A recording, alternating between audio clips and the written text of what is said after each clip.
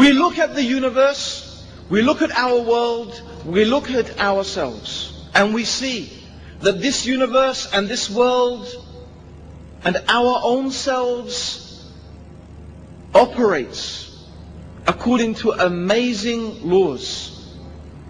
The most intricate and complicated and beautiful systems.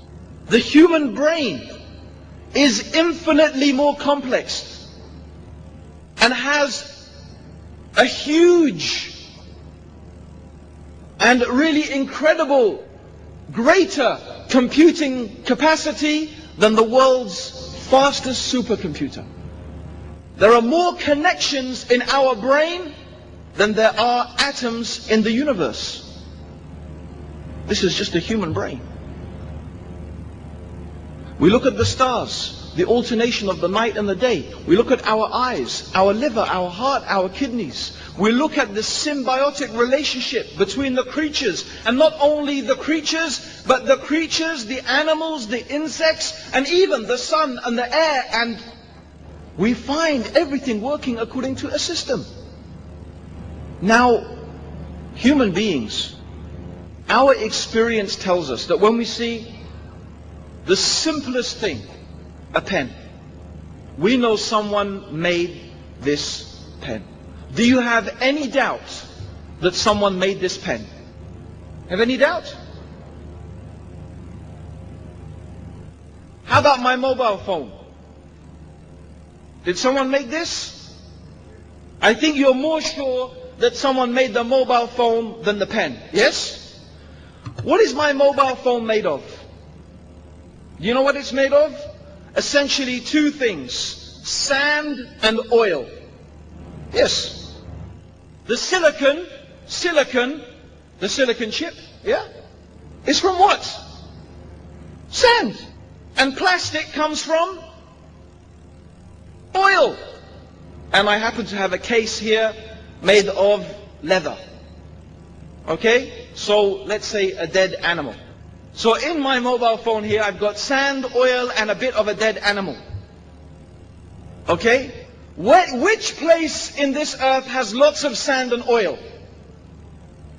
Name me a place. Okay, Saudi Arabia. Lots of oil and lots of sand.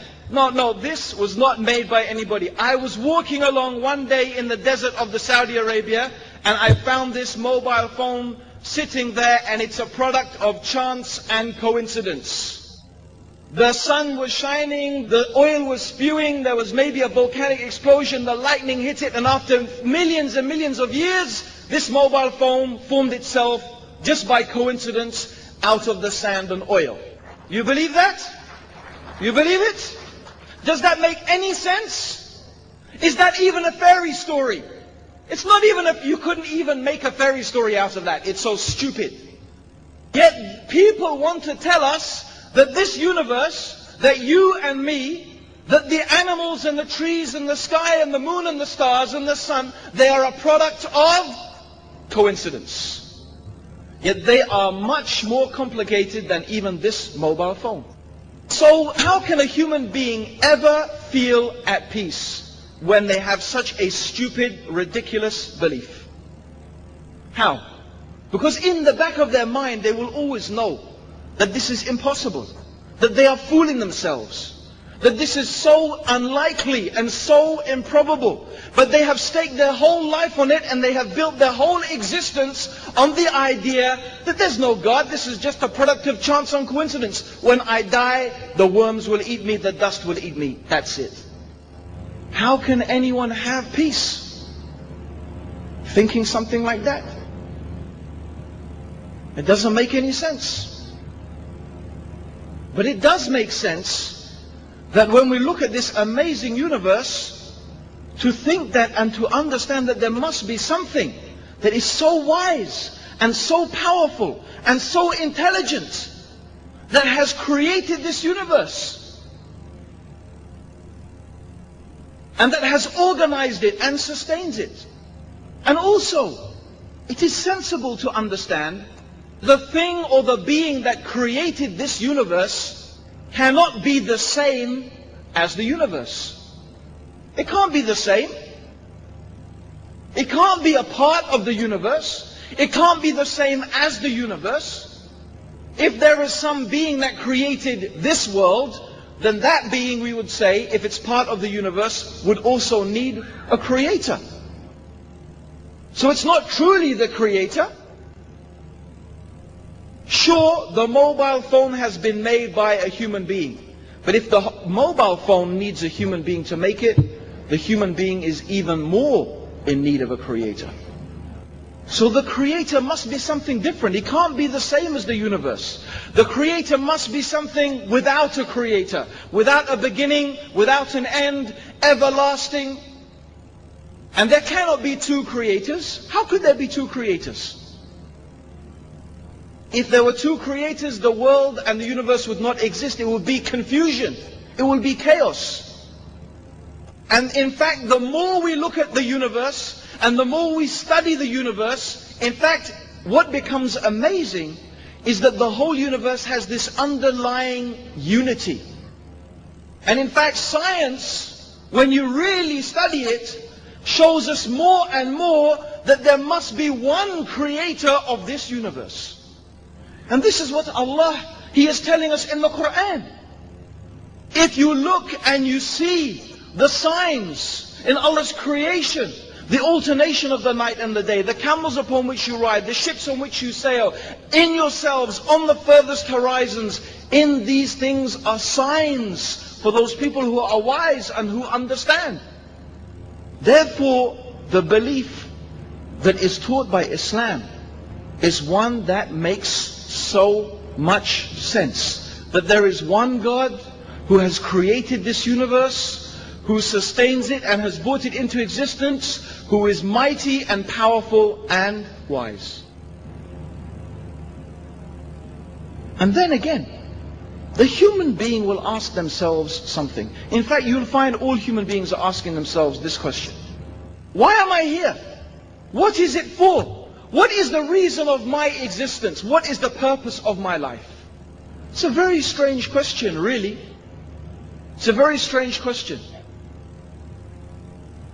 If I ask you, for example, what is your eye for? What's the eye? What is it for? Yeah, to see. Thank you. Okay? The eye is to see. And the nose is to smell. Okay. And these slippers, what are your shoes for? Huh? What do they do? They protect your feet. Protect your feet. Think about it.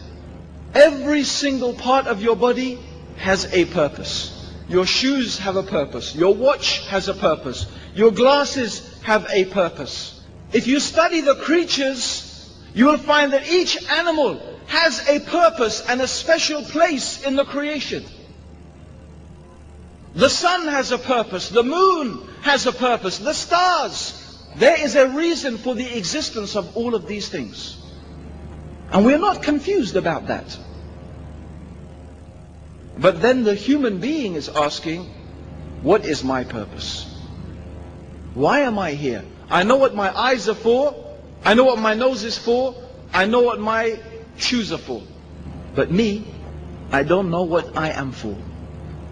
I don't know the purpose of my life. Huh?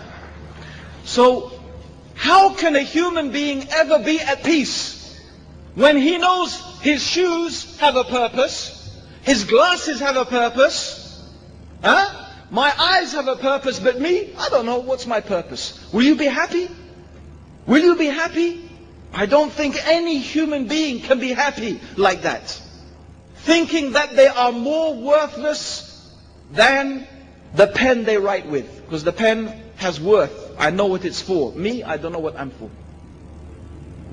Now if we want to know the purpose of our life, and we want to know the reason for our existence, from where are we going to get this knowledge? From where are we going to get this information? We could become like the philosophers, sit and think and think and think and think. But if you study philosophy, you will find that every single philosopher came up with a different idea. Every philosopher came up with a different idea. Whether it's Aristotle or Plato or Descartes or whoever they may be, they came up with all with different ideas. What's the purpose of life? Some of them even maybe there's no purpose in life.